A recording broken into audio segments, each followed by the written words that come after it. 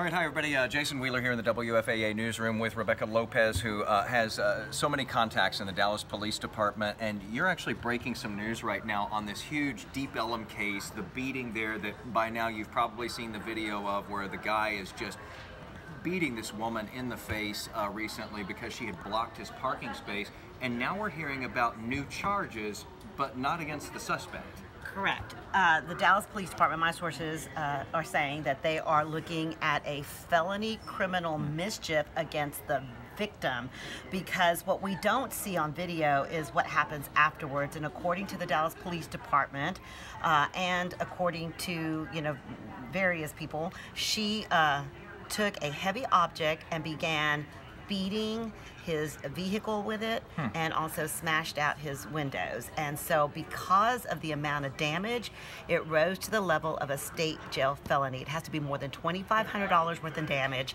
and my sources are saying there were thousands, so they have been working on getting a warrant to have her arrested and charged with criminal mischief felony, which is kind of interesting because it's actually higher than the charge that they were initially initially filed against the suspect in this case. And yeah, I was going to bring that up. This is sure to really get some reaction in the community because, as we know, the suspect in this case was originally charged with some misdemeanors, even though this video is floating out there of him just pounding this woman in the face.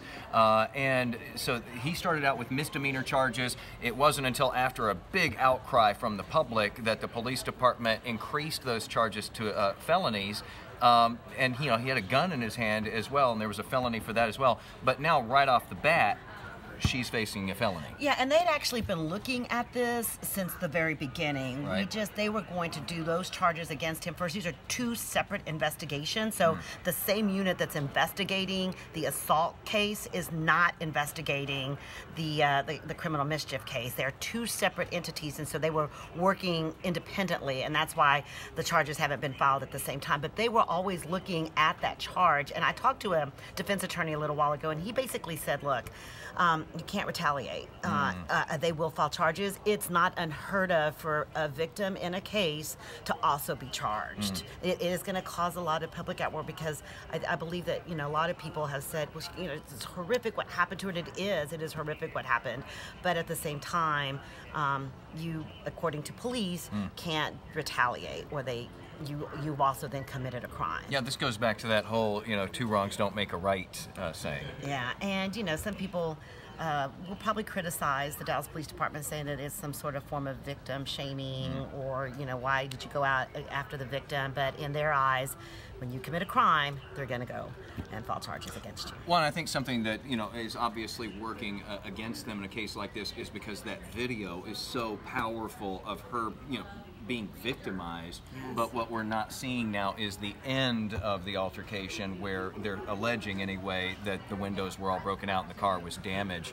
I think I didn't realize that was a felony to break out somebody's windows. And if you cause even more damage, say you've gone to somebody's house and you've done a lot of damage to their home as well, if it's over I think 15,000, it even becomes a first-degree felony. I mean, there are a third-degree felony. It continues to increase depending on the amount of damage that you cause. I mean, there's even more charges that are even higher for criminal mischief. I'm stunned too after watching that video, and I'm sure so many of you have probably seen it over and over again as well, that someone would be able physically to go and break out windows, or even have the thought in their mind to do that after. I mean, that was a tremendous beating. Yes. Well, and part of why DPD was struggling with the charge against him is because there was initially no evidence that she suffered severe injury, and so that would have immediately bumped it up to a felony.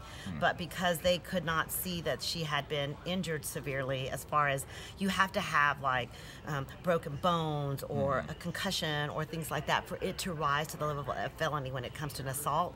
And so because that was not immediately visible to the police officers, that's why he got the assault charge. Now the weapon changed things for DPD, because once they saw the weapon, they felt that was threatening, and the penal code says if you display a weapon during an assault, it's a felony, so that's why they decided to up the charge. All right, well, this case just keeps on developing. Again, Rebecca Lopez working the sources like no one else, and we're getting word, if you're just joining us late, that the victim in that Deep Ellum beating where the video went viral, she is now may be charged with with a felony as well for damage that was done to her attacker's car there.